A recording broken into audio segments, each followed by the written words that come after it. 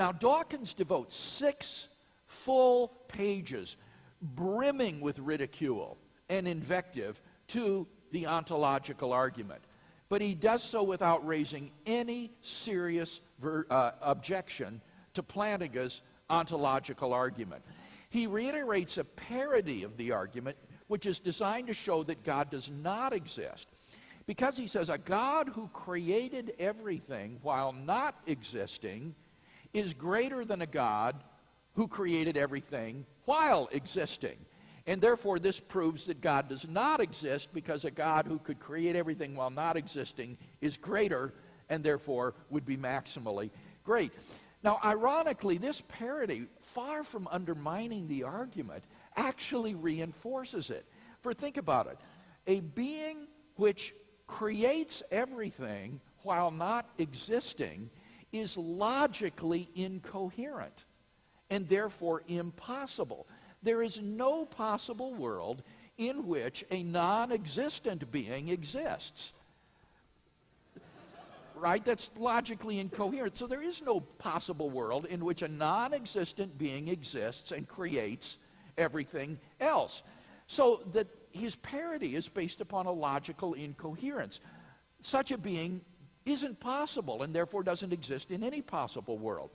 So what the atheist has to maintain is that the concept of a maximally great being is similarly logically incoherent.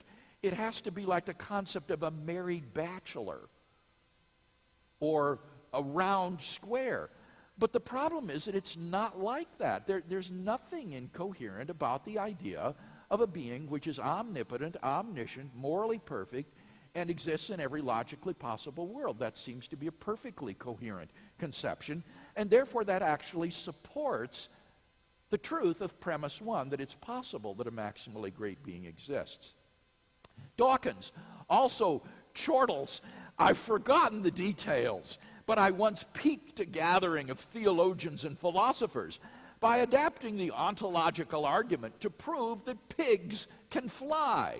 They felt the need to resort to modal logic to prove that I was wrong.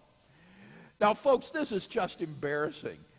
The ontological argument just is an exercise in modal logic. Modal logic is the logic of the possible and the necessary. This just is a demonstration in modal logic. So I can just imagine Dawkins making a fool of himself at this professional conference with this spurious parody, in the same way that he embarrassed himself with his flyweight objection to the teleological argument in the face of correction by eminent philosophers and theologians.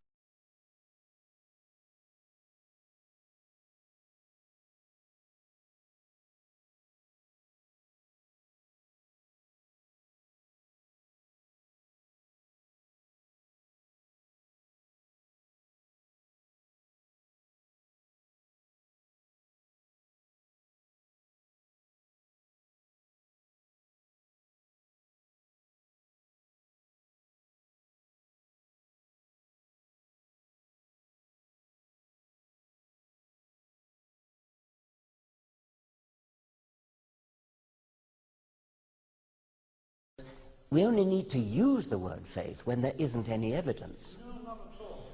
I presume you've got faith in your wife. Is there any evidence for that? Yes, on which you plenty. base it? Yes. Plenty of evidence.